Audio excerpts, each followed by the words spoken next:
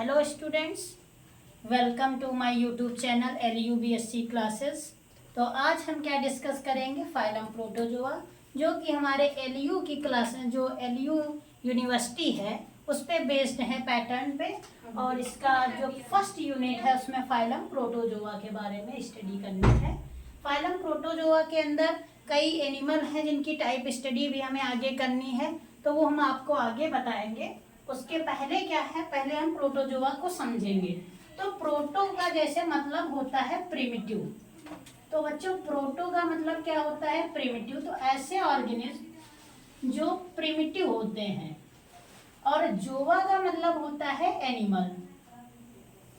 हमारे एग्जाम्स में कई बार क्वेश्चन आता है कि आप कमेंट कीजिए प्रोटोजोआ के बारे में, फाइलम प्रोटोजोआ पे 10 कमेंट्स लिखिए।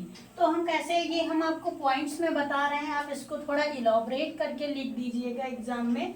जैसे हम इसमें पॉइंट वाइज आपको बताए दे रहे हैं, जैसे ये प्रिमिटिव है तो ये क्या होगा, सिंपलेस्ट ऑर्गेनिज्म होंगे, सिंपल टाइप के। तो आप लिख सकते हैं they are simplest organism. Small हैं मतलब छोटे हैं, और मोस्ट प्रिमिटिव है। सबसे पहले जो फाइलम आता है हमारा वो प्रोटोजोआ है।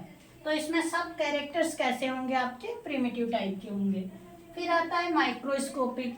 What is microscopic? तो माइक्रो मीन्स होता है कुछ भी छोटा सा सूक्ष्म, जो कि हम माइक्रोस्कोप की मदद से देख सकते हैं।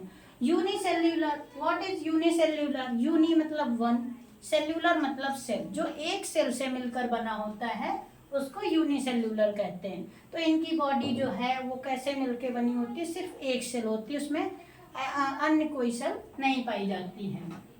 Monomorphic dimorphic. मोनोमॉर्फिक डाइमॉर्फिक क्या होते हैं, न्यूक्लियाई होते हैं।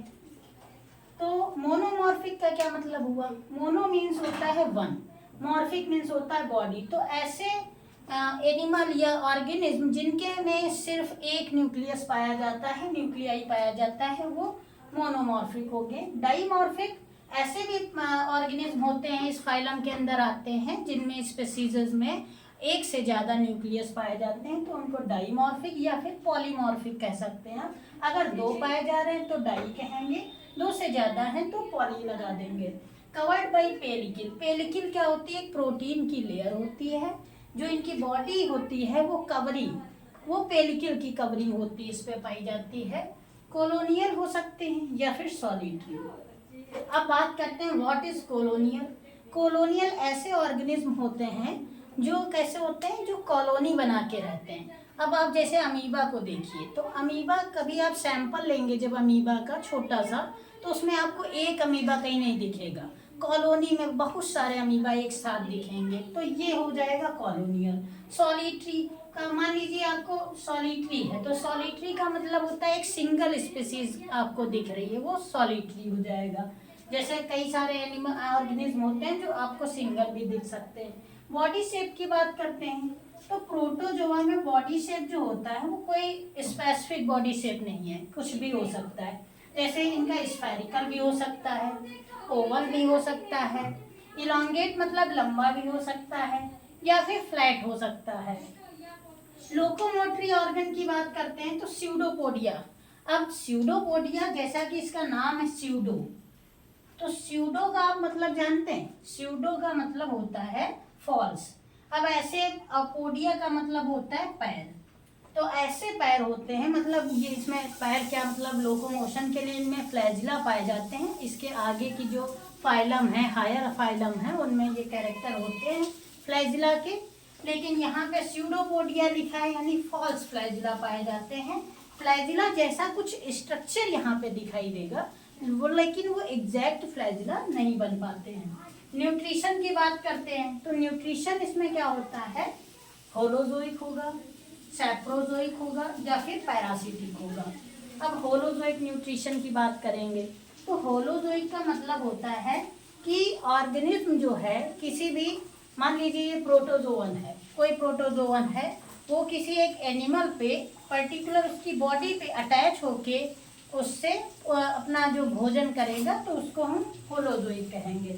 सैप्रोजोइक मतलब अगर कोई डेड ऑर्गेनिज्म, डेड एनिमल है, सैप्रो मतलब होता है डेड, जोइक मतलब होता है एनिमल। डेड एनिमल से अगर वो अपना भोजन कर रहा है तो सैप्रोजोइक। पैरासिटिक का मतलब क्या है? पैरासाइट पे अगर वो रह के अपना उससे भोजन कर रहा है तो वो पैरासिटिक हो गया। तो और इसमें जो है एक्सक्रीशन की बात करते हैं, तो इसमें एक्सक्रीशन कैसा होगा? तो एक्सक्रीशन इसमें किसके थ्रू होगा? तो इसमें जनरल बॉडी सरफेस के थ्रू एक्सक्रीशन होगा। जनरल बॉडी सरफेस से एक्सक्रीशन, और एक्सक्रीशन के बाद रेस्पिरेशन भी जो है उसमें इसमें कोई ऑर्गन नहीं पाया जाएगा। रेस्पिरेशन भी कैसे होगा? जनरल बॉडी सरफेस के थ्रू होगा। General body surface. Osmo regulation के लिए भी क्या होता है? कुछ नहीं, स्पेशल ऑर्गन ही नहीं है कोई, तो जनरल बॉडी सरफेस से ये सारी चीजें होंगी। ठीक है गाइस, तो और इससे आपको फर्स्ट लेक्चर में हमने इसके फाइलम प्रोटोजोआ के बारे में बता दिया है सब कुछ।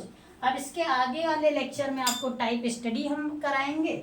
इसमें एग्जाम्पल्स आते हैं, पैरामीशियम हुआ, अमीबा हुआ, एंटमीबा हुआ, लीशमानिया हुआ और प्लाज्मोडियम हुआ। ये सारे इसके एग्जाम्पल हैं। तो इतना हो गया इसके बारे में। और आप जो है एलयू का सिलेबस हमारे इंस्टाग्राम आईडी जो है उससे आप ले लीजिएगा। इंस्टाग्राम आईडी है LU BSc क्लासेस। यहाँ से आप जो है, ये इंस्टा आईडी है हमारी, इस पर सिलेबस आपका मेरा पड़ा हुआ है। आप जाके वहाँ से सिलेबस डाउनलोड कर लीजिएगा और देख लीजिएगा आपको पढ़ना क्या क्या है। इसके आगे का हम आपको नेक्स्ट लेक्चर में बताएंगे। धन्यवाद।